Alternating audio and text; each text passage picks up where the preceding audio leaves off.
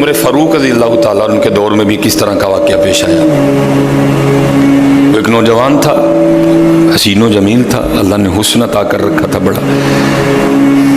اس نے جب بھی نماز پڑھنے کے لیے آنا نا تو راستے میں ایک عورت تھی، اس کی نظر پڑتی ہے، اور یہ کہا گیا ہے کہ جو نظر ہے یہ شیطان کے تیروں میں سے ایک تیر ہے حضرت۔ اسی لیے تو حضرت جی نظریں جھکا کے چلنے کا حکم دیا گیا ہے، کیونکہ جو نظر ہے یہ شیطان کے تیروں میں سے ایک تیر ہے حضرت جی۔ پڑھ تو یہ ایک دفعہ جاتی ہے لیکن کتنی دنوں تک حضرت اس نظر کا جو اثر ہے وہ دل سے نہیں جاتا حضرت۔ اپنی نظریں بڑی سنبھالو حضرت، اپنی نظریں بڑی سنبھالو حضرت۔ اس کی تو نظریں پاک تھیں لیکن راستے میں ایک عورت تھی، اس کی پاک نہیں تھی۔ اس نے آتے جاتے جاتے آتے آتے جاتے اس کو دیکھنا، شیطان نے اپنا کام کرنا شروع کر دیا۔ اس نے ایک دن کیا کیا، اس نے اپنی خادمہ سے نا اپنی خواہش کا اظہار کیا، میرا دل کرتا ہے کہ اس نوجوان سے نا تنہائی ملے، لیکن ملے تو ملے کس طرح؟ وہ جو خادمہ تھی ذرا پکی عمر کی تھی، اس نے کہا یہ تو کوئی مشکل کام نہیں ہے، آج ہی رات کو بات بنا دیتی۔ وہ جب عشاء پڑھ کے وہ نوجوان مسجد سے نکلا نا، وہ خادمہ راستے میں کھڑی ہو گئی، اس کو روک لیا، اس کو 2-3 احادیث سنائی، 2-3 آیات مبارکہ سنائی کسی کے کام آنے کے حوالے سے۔ ہمارے گھر میں مرد کوئی نہیں ہے، کچھ وزنی سا سامان اٹھانا ہے، اگر آپ اٹھا دیں تو بڑی نوازش ہوگی، اللہ راضی ہوگا، اللہ کے رسول راضی ہوں گے، کوئی مسئلہ نہیں۔ اسی طرح ہوا حضرت، وہ گھر لے گئی، پچھلے کمرے میں لے گئی۔ وہ جیسے کمرے میں داخل ہوئے، وہ عورت پہلے موجود تھی، اس نے جناب اندر سے چٹکنی لگا لی اور اس کے سامنے اپنی خواہش کا اظہار کیا۔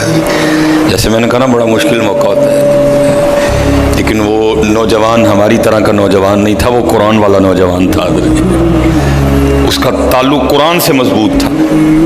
اس کو یہی آیت یاد آئی، وَلِمَنْ خَافَ مَقَامَ رَبِّهِ جَنَّتَانِ، جو اپنے رب کے حضور کھڑا ہونے سے ڈر گیا، موقع بھی تھا، طاقت بھی تھی، عمر بھی تھی، خواہش بھی تھی، پھر بھی ڈر گیا، نہیں میرا اللہ دیکھ رہا ہے، میں کل اپنے اللہ کے حضور کون سا منہ لے کے جاؤں گا، کس طرح اللہ اور اللہ کے رسول کی بارگاہ میں کل جاؤں گا، سارا کچھ کر سکتا تھا، کوئی تیسرا نہیں تھا، لیکن کیا نہیں، میرا اللہ دیکھ رہا ہے۔ وہ ایسا خوف طاری ہوا، ایسا خوف الہی طاری ہوا، گش کھا کے گر گئے نیچے، اور عورت ڈر گئی، آگے بڑھ کے کسی نے نبض نہیں دیکھی کہ زندہ ہے کہ شہید ہو گئے، انہوں نے سمجھا کہ شاید مر گئے۔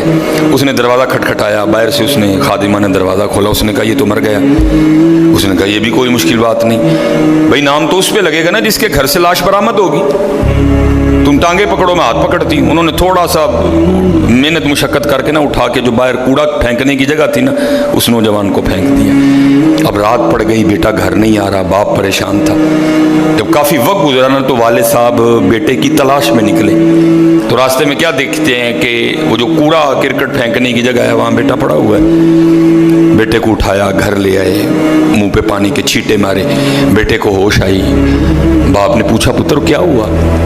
وہ بیٹے نے پھر سنانا شروع کیا۔ جب پھر وہاں پہنچا نا تو اس عورت نے مجھے دعوت زنا دی، تو پہلے تو خوف الہی کی وجہ سے بے ہوش ہوا تھا، اس بار اتنا خوف الہی نے غلبہ کیا کہ واقعی روح پرواز کر گئی ہے۔ والد نے راتوں رات جنازہ کروا دیا۔ صبح والد صاحب فجر کی نماز کی جماعت میں شریک نہیں ہو سکے۔ جب نماز سے فارغ ہوئے نا تو امیر المومنین حضرت سیدنا عمر بن خطاب رضی اللہ تعالیٰ نے پوچھا بھائی وہ آج ہمارا فلاں مقتدی کیوں نہیں آیا؟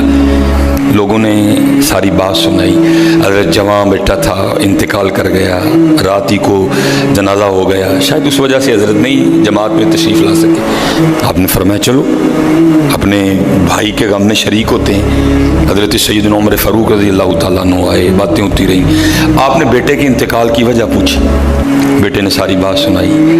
آپ نے فرمایا اچھا تیرے بیٹے کا انتقال خوف الہی کی وجہ سے ہوا ہے؟ تو اللہ تو فرماتے ہیں وَلِمَنْ خَافَ مَقَامَ رَبِّهِ جَنَّتَانِ، اور جو ہمارے رب حضور کھڑا ہونے سے ڈر گیا اس کے لیے 2 جنتیں ہیں۔ تو چل پھر مجھے ذرا اپنے بیٹے کی قبر پہ لے کے چل حضرت ہے۔ लिखा है हज़रत उमर फारूक आप उसके बेटे की कब्र पे तशरीफ़ ले, उसकी कब्र पे खड़े हो के उस नौजवान को बाहर से मुखातिब करके फरमाते हैं, अल्लाह फरमाते हैं वाली मन खाफ मकाम रब्बी जन्नतान, और जो अपने रब के हुजूर खड़ा होने से डर गया उसके लिए 2 जन्नतें हैं। ए नौजवान अब आगे तू बता, अल्लाह ने तुझे 2 जन्नतें दी कि नहीं दी? तो लिखा है कब्र से जवाब आता है अमीरुल मोमिनीन, रब सच्चा, रब का रसूल सच्चा, रब का कुरान सच्चा। मैं जैसे ही कब्र में आऊँ अल्लाह ने मुझे 2 जन्नतें अता कर दी हैं। बचो, इससे बचो हज़रत, इस दौर का सबसे बड़ा फितना हज़रत, इससे बचो हज़रत। और ख़ुद नहीं बचा जाता हज़रत, अपने अल्लाह के हुजूर बार बार गिड़गिड़ाओ, या अल्लाह सानू बचा ले। और फंसाया हज़रत हमें इन्होंने इस तरह है, हमारे मुआशरे को इन्होंने इस तरह का बना दिया है कि यहाँ ज़िना बिल्कुल बुरी चीज़ नहीं समझी जा रही। लोग फ़ख्र से बताते हैं, और ये कुर्ब क़यामत की निशानी है। लोग गुनाह करके फ़ख्रिया बताया करेंगे। आज का नौजवान फ़ख्रिया बताता है, जी मेरी इतनी गर्ल फ्रेंड्स हैं। आज का नौजवान फ़ख्र से बताता है, ये कुर्ब क़यामत है, ये निशानी है क़यामत की। लोग गुनाह करके डरेंगे नहीं, बल्कि फ़ख्रिया बताया करेंगे, हाँ जी मैं ये गुनाह कर रहा हूँ और इतनी इतनी जगह कर रहा हूँ मैं ये गुनाह। लेकिन क्या होगा, नेकी मुश्किल हो जाएगी। आज हज़रत जी आप दूसरा निकाह कर लें, अल्लाह सुन्नत है। कुरान में अल्लाह खुद कह रहे हैं फ़इन ताब लकुम मिनन निसाई मसना व सुलासा व रुबा। पहले की तो अल्लाह ने बात ही नहीं की, बात ही दूसरे से शुरू हो रही है। मिनन निसाई मसना व सुलासा व रुबा, पहले की बात ही नहीं हुई, बात ही दूसरे से शुरू हो रही है। जितनी मर्जी गर्लफ्रेंड रख लें, आपको कोई बुरा नहीं समझेगा, बल्कि लोग आपके जाने के बाद बड़ा खुश हो गए, यार बड़ा रंगीन मिजाज आदमी है। लेकिन हजरत आप दूसरा निकाह कर लें, उसी वक्त आप लोगों के कागज़ों में 2 नंबर हो जाएंगे हजरत। पेके भी नाराज, सोने भी नाराज, भरा भी नाराज, साला भी नाराज, हैं जी, छोटा भी नाराज, बड़ा भी नाराज है। ये क्या है? ये कुर्ब क़यामत है हजरत।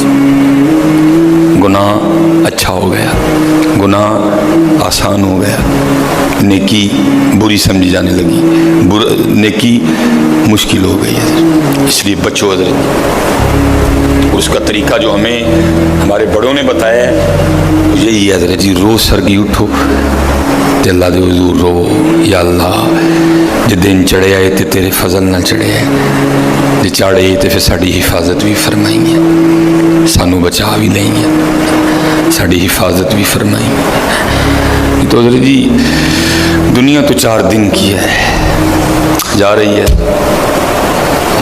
काले वाल मुसाफिर हुए, चिट्टियां डेरे ला, काले वाल मुसाफिर हुए, चिट्टियां डेरे लाई, बेख मोहम्मद बख्शा मौत से नहीं आए। और हज़रत जी अल्लाह सबको अपनी हिफाजत में रखे। अगर कोई इस गुनाह में फंसा हुआ है, अगर कोई इस गुनाह में फंसा हुआ है, तो मैं